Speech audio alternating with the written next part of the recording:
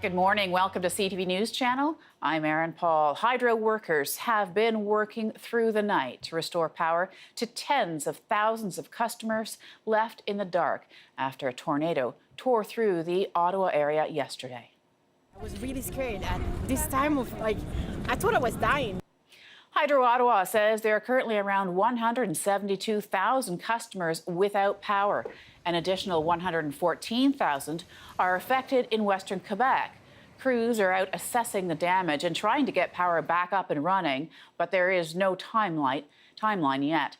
The twister smashed dozens of homes as it roared through the Ottawa-area neighborhood of Dunrobin and Gatineau, Quebec. Dozens of people were injured, and we have more now from those who experienced the tornado firsthand. It was hell. Whew. Never been through anything like that. It's like hail. And I thought, oh my God, we're getting a tornado. The roof coming, and I was looking at it, and after closing my door, and I thought like, oh my God, I'm not going to survive, and I run, and I was like, oh, I'm just going to die. Trees, roofs, cars, it's unbelievable. It's bad. It's All bad. the trees are down, fence, patio. I Everything. have a tree through my bedroom. Mama nature is strong sometimes.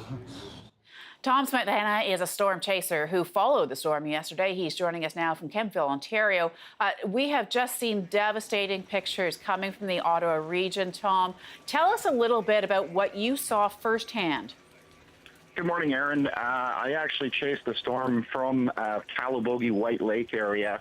It definitely had a supercellular structure, and on my approach to the storm, you could definitely see a wall cloud there, which is a lowering in the storm where there could be rotation, a nice blue hail core, so we knew that this was what we call an HP storm, high precipitation storm, which usually is associated with strong supercell storms. So I followed the storm. Unfortunately, this one was moving very quickly, about 90 kilometers an hour across open land. So it was very hard to stay in front of it, and actually it was impossible. So unfortunately, it took me over around somewhere around Goleta, which is just south of Arnprior. And then I proceeded behind the storm as I approached Kinburn and the Dunrobin area. And upon getting into Dunrobin, that's where I started to see the real devastation. And normally in that situation, I immediately go into, I'll call it search and rescue mode. So I proceeded to, the first house that I came upon. When I saw that house, there was only 2 walls left on the house. The rear wall was left and half the front wall. The roof was on the road. All the other, side walls were blown out.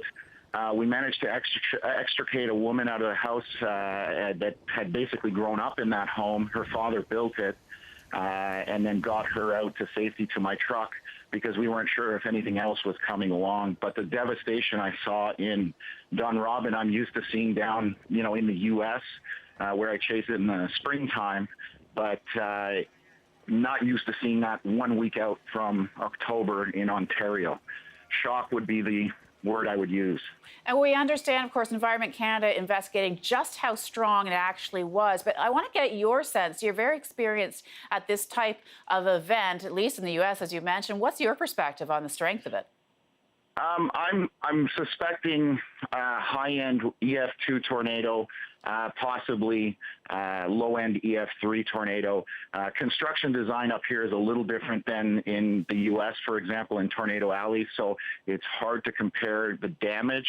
But I suspect that that's what Environment Canada is going to come up with in the Dunrobin area, that it'll most likely end up being a low-end EF3 tornado, which is 200 kilometer an hour plus winds in it.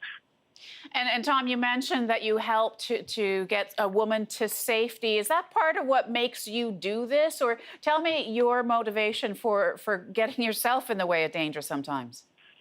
It's a passion for me. I've always enjoyed weather. It's not just tornadoes. I like severe weather, all sorts of it.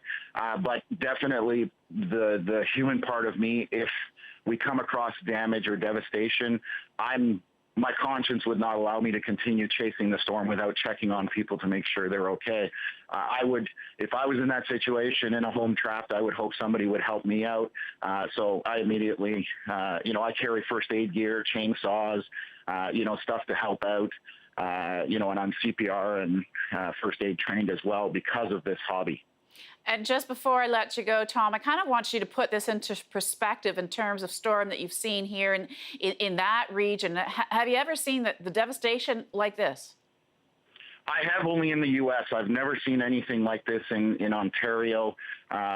This kind of hit close to home because I live in Kemptville, which is just south of Ottawa.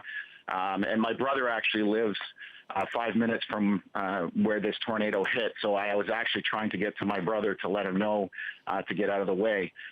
So no, I've never seen this in Ontario with this kind of damage. It's EF3 tornado is pretty strong, even in the U.S.